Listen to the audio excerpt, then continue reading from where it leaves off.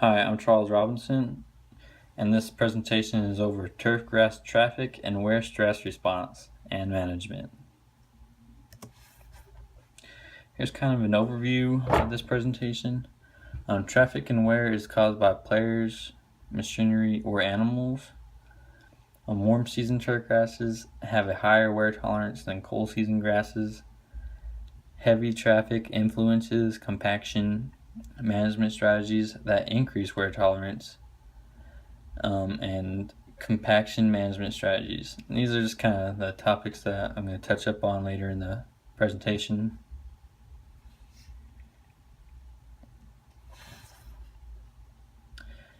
Traffic and wear stress for warm season grasses. Okay, here's a quote. Warm season species like Bermuda grass and zoysia grass are more wear tolerant than cool season grasses. And here's some reasons why warm season grasses are able to withstand wear tolerance. Warm season grasses have a good extensive root system that allows them to hold up better against compaction from traffic. And since they are warm season grasses, they don't require as much water. And so what this is saying is, since there's less water, there's less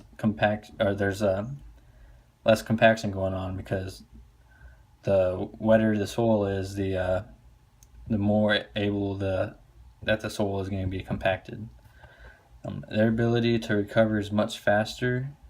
They are able to recuperate easier after being driven on by a golf cart per se. They produce higher total cell wall contents and are more fibrous than their less wear tolerant counterparts. And they are more susceptible to wear and traffic during the dormant period, and that's because they're not in the growing season, so their recuperative abilities aren't as strong, because they aren't able to bounce back after traffic has happened. Traffic and wear stress for cool season grasses. Cold season grasses do not hold up to traffic or wear as good as warm season grasses. There's some cool season grasses that hold up well to wear, and they are perennial ryegrass and tall fescues. If you're gonna have cool season grasses on your golf course, let's say, or any athletic field, the perennial ryegrass and tall fescues are what you want, because unlike bluegrass, let's say bluegrass, these grasses will hold up to wear tolerance much better than other cool season grasses, but not as much as the warm season grasses like Bermuda grass. They require more water, so the soil is wet most of the time. And like I said, they're more susceptible to compaction because they require more water than warm season grasses. And they're slower growing than warm season grasses during the warmer months, and so that makes them also more susceptible to traffic and wear stress during the warmer months.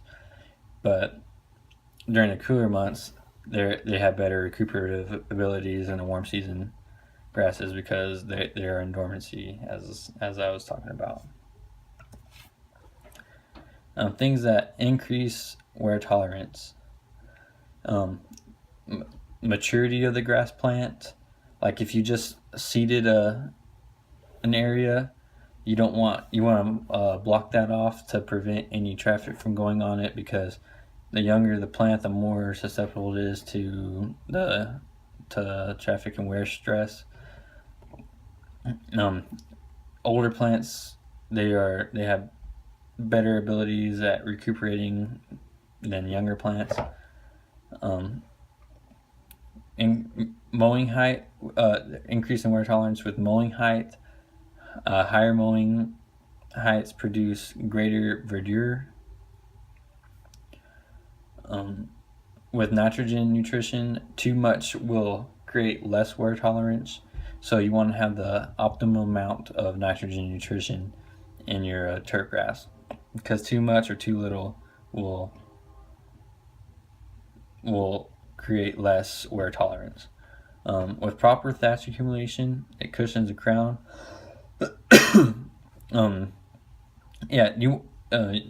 Thatch isn't always a bad thing. It'll cushion. It provides protection to the crown of the plant, which is the part of the plant that you want to absolutely protect. It also goes along with the higher mowing height, because the higher the mowing height, the more cushion there is from traffic reaching the crown of the plant. Management strategies to reduce stress to traffic and wear. You can pick wear-resistant species. Like if you're starting a new turfgrass stand, be sure to pick wear-resistant species. Like if you're in a warm climate, like warm season grasses, like Bermuda and zoysia grass, or you're like cool season, you want to pick your tall fescues or your perennial ryegrasses. Reduce traffic on your turfgrass. Like on golf courses, use a 90-degree rule, or just say cart paths only, make the players walk out to their ball, and that will reduce the stress on the grass from the golf carts. Cultural practices to reduce this. Cultural practices will reduce aeration to reduce compaction in your soil and reduce compaction. Reducing compaction is important because it weakens the turf, it lowers recuperative abilities of the plant, and decreases wear and stress tolerance. You do core cultivation twice a year or more if you need it, and we've talked about this in the past. There's hollow tine cultivation, but there's also others like say during the playing season you don't want to stop play, or you don't want to disrupt play, so you can use small tines to alleviate compaction and increase soil moisture without disrupting plays, because there's not as much damage